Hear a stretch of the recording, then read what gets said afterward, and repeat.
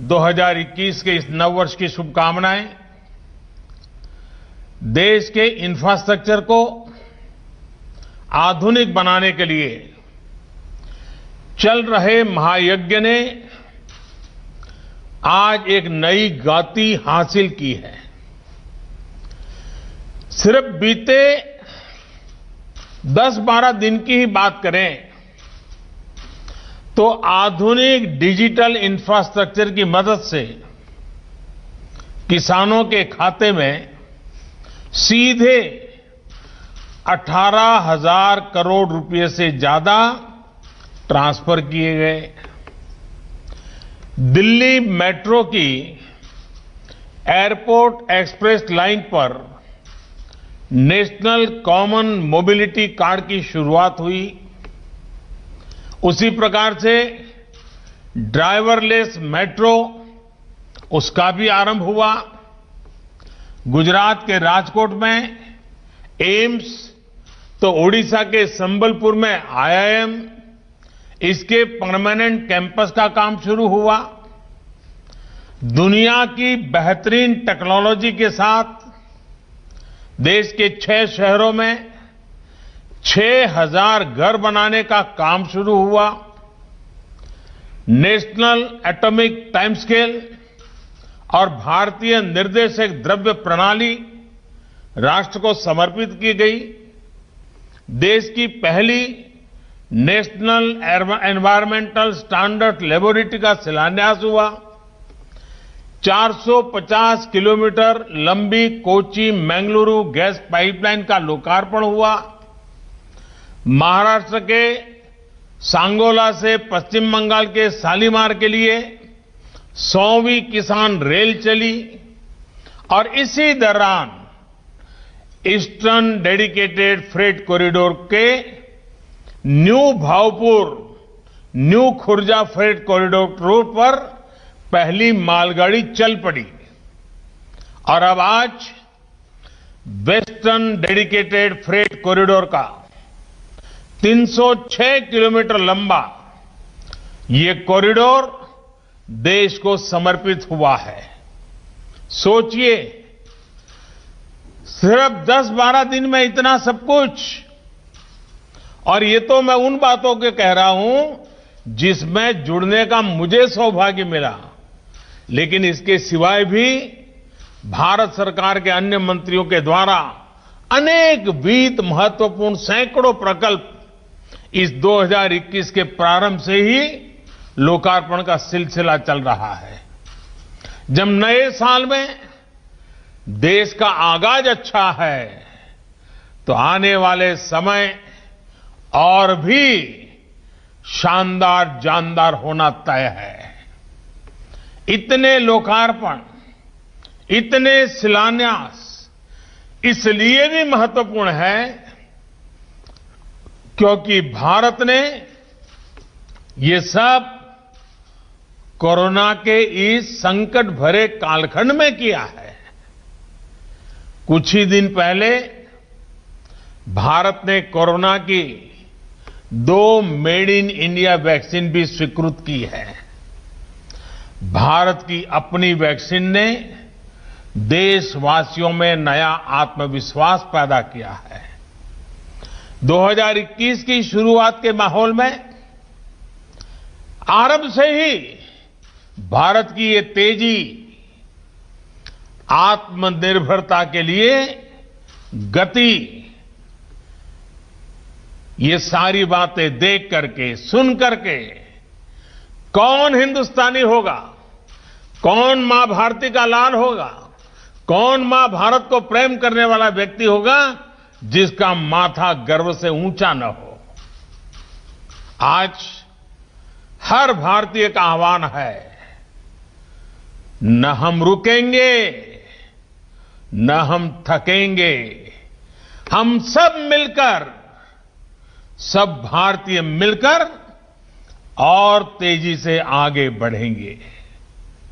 साथियों, dedicated freight corridor के इस प्रोजेक्ट को 21वीं सदी में भारत के लिए गेम चेंजर के रूप में देखा जा रहा है। पिछले 5-6 वर्षों के कड़े परिश्रम के बाद आज इसका एक बड़ा हिस्सा हकीकत बन चुका है। कुछ दिन पहले जो new Bhaupur new Khurja section शुरू हुआ है, वहां मालगाड़ियों की स्पीड 90 किलोमीटर प्रति घंटा से ऊपर तक दर्ज की गई है। जिस रास्ते में मालगाड़ियों की औसत स्पीड सिर्फ 25 किलोमीटर की रही हो, वहां अब पहले से करीब करीब 3 गुना ज्यादा तेज मालगाड़ी चलने लगी है।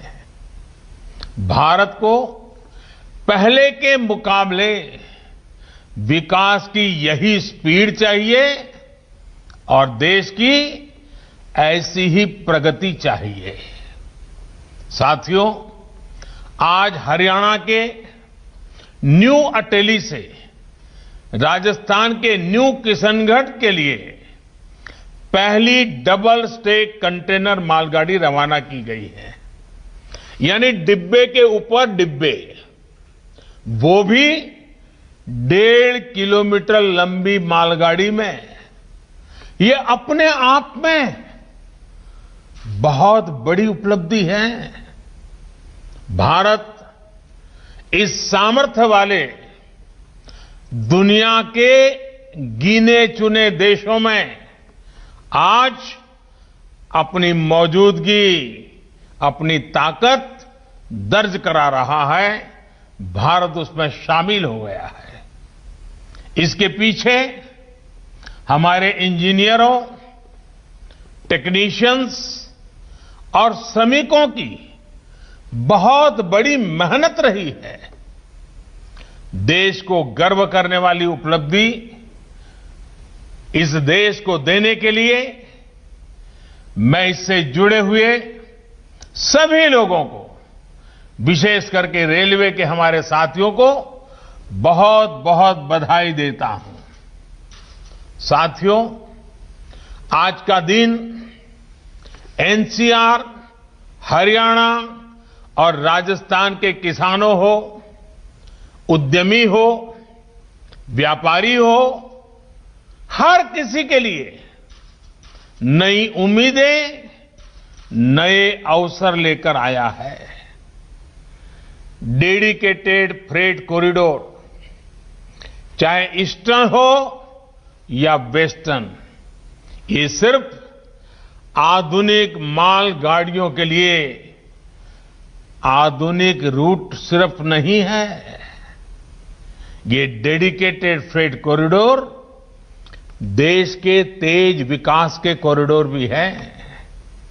ये कॉरिडोर देश के अलग अलग शहरों में नए ग्रोथ सेंटर और ग्रोथ पॉइंट के विकास का आधार भी बनेंगे।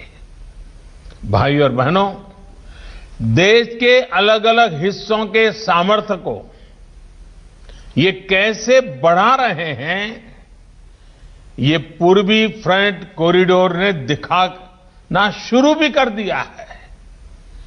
New Bhaupur, new Khurja section पर एक तरफ पंजाब से हजारों टन अनाज की खेप लेकर गाड़ी निकली, वहीं दूसरी तरफ झारखंड से, मध्य प्रदेश के सिंगरौली से हजारों टन कोयला लेकर मालगाड़ी एनसीआर, पंजाब और हरियाणा पहुंची। यही काम पश्चिमी फ्रेट कॉरिडोर भी यूपी, हरियाणा से लेकर राजस्थान, गुजरात और महाराष्ट्र में यही काम करने वाला है। हरियाणा और राजस्थान में खेती और इससे जुड़े व्यापार को तो आसान बनाएगा ही, साथ ही महेंद्रगढ़, जयपुर, अजमेर, सीकर ऐसे अनेक जिलों में उद्योगों को नई ऊर्जा भी देगा। इन राज्यों की मैन्युफैक्चरिंग यूनिट्स और उद्यमियों के लिए काफी कम लागत पर राष्ट्रीय और अंतर्राष्ट्रीय बाजारों तक तेजी से पहुंचने का मार्ग खुल गया है। गुजरात और महाराष्ट्र के बंदरगाहों तक तेज और सस्ती कनेक्टिविटी मिलने से इस क्षेत्र में निवेश की नई संभावनाओं को बल मिलेगा। साथियों, हम सब भली-भांति जानते हैं कि आधुनिक इंफ्रास्ट्रक्चर का निर्माण जितना जीवन के लिए जरूरी है, उतना ही कारोबार के लिए भी आवश्यक है और हर नई व्यवस्था को आगे बढ़ाने के लिए भी इसी से जन्म मिलता है, इसी से सामर्थ्य मिलता है। इनसे जुड़ा कार्य अर्थव्यवस्था के अनेक इंजनों को गति देता है। इससे सिर्फ मौके पर ही रोजगार नहीं बनता, बल्कि उसके साथ साथ अनेक और उद्योग जैसे सीमेंट हो, स्टील हो, ट्रांसपोर्ट हो, ऐसे अनेक सेक्टर्स में भी नए रोजगार का निर्माण होता है। जैसे इस डेडिकेटेड फ्रेट कॉरिडोर से ही 9 राज्यों में 133 रेलवे स्टेशन कवर होते हैं।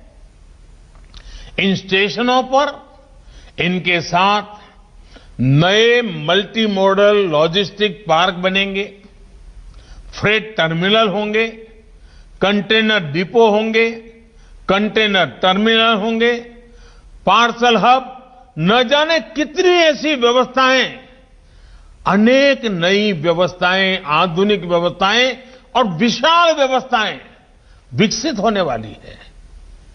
इन सब का लाभ हमारे गांव को, हमारे गरीब को, हमारे किसान को होगा, छोटे उद्योगों को होगा, कुटीर उद्योगों को होगा और साथ साथ बड़े मैन्युफैक्चरर्स को भी आने के लिए बहुत बड़ी अवसर बन जाएगा और उनके द्वारा भी अर्थव्यवस्था को गति मिलेगी। साथियों, आज ये रेलवे का कार्यक्रम है और जब रेलवे की बात आए और पटरियों की चर्चा न हो, ये संभव नहीं है। और जब पटरियों की बात स्वाभाविक है, इसलिए पटरियों को ही आधार बना के एक और उदाहरण दूंगा। आज भारत में इंफ्रास्ट्रक्चर का काम 2 पटरियों पर एक साथ चल रहा है। एक पटरी इंडिविजुअल व्यक्ति के विकास को आगे बढ़ा रही है और दूसरी पटरी देश के ग्रोथ इंजन को नई ऊर्जा मिल रही है। अगर व्यक्ति के विकास की बात करें तो आज देश में सामान्य मानवी के लिए घर, टॉयलेट, बिजली, पानी, गैस, सड़क, इंटरनेट जैसी हर सुविधा को उपलब्ध कराने का अभियान चल रहा है। पीएम आवास योजना, स्वच्छ भारत अभियान, सौभाग्य योजना, उज्ज्वला योजना, प्रधानमंत्री ग्रामीण सड़क योजना, ऐसी अनेक योजनाओं से करोड़ों भारतीयों का जीवन सरल हो, सहज हो, आत्मविश्वास से भरा हुआ हो और सम्मान के साथ जीने का उसको अवसर मिले। इसलिए ये कल्याण के काम भी तेजी से चल रहे हैं। वहीं दूसरी तरफ इंफ्रास्ट्रक्चर की दूसरी पटरी का लाभ देश के ग्रोथ इंजन्स, हमारे उद्यमी, हमारी इंडस्ट्री को हो रहा है। और आज समय की मांग है कि भारत को अपने इंफ्रास्ट्रक्चर को ग्लोबल स्टैंडर्ड्स को मैचिंग करे, इस दिशा में ले ही जाना होगा। हमें विश्व की उत्तम से उत्तम चीजों की ओर बराबरी करने के लिए आगे बढ़ना ही होगा। आज हाईवे, रेलवे, एयरवे, वाटरवे की कनेक्टिविटी पूरे देश में पहुंचाई जा रही है और तेजी से पहुंचाई जा रही है। अपने पोर्ट्स को ट्रांसपोर्ट के अलग अलग माध्यमों को कनेक्ट किया जा रहा है, मल्टी मॉडल कनेक्टिविटी पर फोकस किया जा रहा है। आज देश भर में फ्रेट कॉरिडोर्स की तरह ही economic corridors, defence corridors, tech clusters, industry के लिए ऐसी विशेष व्यवस्थाएं तैयार की जा रही हैं। और साथियों, जब दुनिया देखती है कि चाहे इंडिविजुअल हो, चाहे इंडस्ट्री हो, हर किसी से के लिए बेहतरीन इंफ्रास्ट्रक्चर भारत में बन रहा है, तो उसका एक और सकारात्मक प्रभाव पड़ना निश्चित है। इस प्रभाव का ही नतीजा है भारत में आ रही record foreign direct investment FDI. इस प्रभाव का नतीजा है भारत का बढ़ता विदेशी मुद्रा का भंडार। इसका प्रभाव का नतीजा है कि दुनिया का भारत पर लगातार बढ़ता भरोसा। इस कार्यक्रम में जापान के राजदूत श्री सुजुकी जी भी हमारे साथ हैं। जापान और जापान के लोग भारत की विकास यात्रा में एक भरोसेमंद मित्र की तरह हमेशा भारत के साथ ही रहे हैं। वेस्टर्न डेडिकेटेड फ्रेट कॉरिडोर के निर्माण में भी जापान ने आर्थिक सहयोग के साथ ही भरपूर टेक्नोलॉजी सपोर्ट भी दिया है। मैं जापान और जापान के लोगों का अभिनंदन करता हूं, विशेष धन्यवाद देता हूं।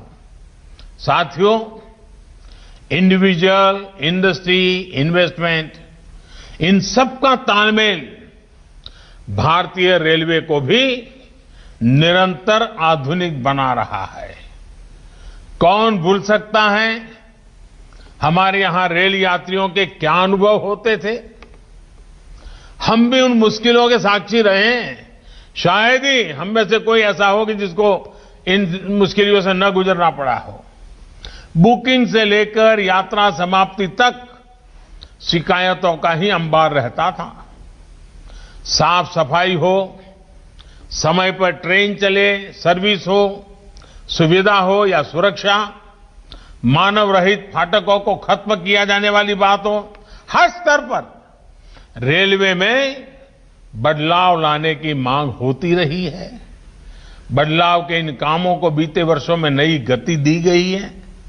स्टेशन से लेकर के डिब्बों के भीतर तक साफ सफाई हो या बायोडिग्रेडेबल टॉयलेट्स हो, खाने पीने से जुड़ी व्यवस्थाओं में सुधार हो या टिकट बुकिंग के लिए आधुनिक व्यवस्था हो, तेजस एक्सप्रेस हो, वंदे भारत एक्सप्रेस हो या विस्टाडोम कोचेज का निर्माण, भारतीय रेलवे आधुनिक हो रही है, तेज गति से हो रही है और भारत को तेज गति से आगे ले जाने के लिए हो रही है। साथियों, बीते 6 साल में नई रेल लाइन, रेलवे लाइनों के चौड़ीकरण और बिजलीकरण पर जितना निवेश किया गया है उतना पहले कभी नहीं किया गया। रेल नेटवर्क पर फोकस करने से भारतीय रेल की स्पीड भी बढ़ी है और उसका दायरा भी बढ़ा है। वो दिन दूर नहीं जब नॉर्थ ईस्ट के हर राज्य की राजधानी रेलवे से जुड़ जाएगी। आज भारत में सेमी हाई स्पीड ट्रेन चल रही है।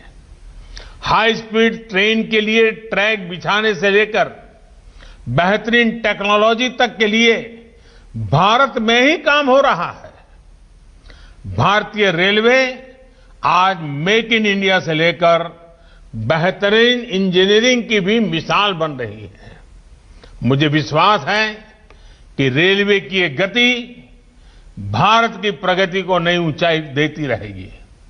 भारतीय रेलवे इसी तरह देश की सेवा करती रहें, इसके लिए मैं सभी रेलवे के साथियों को ढेरों शुभकामनाएं देता हूं। नमस्कार, मैं हूं मानक गुप्ता।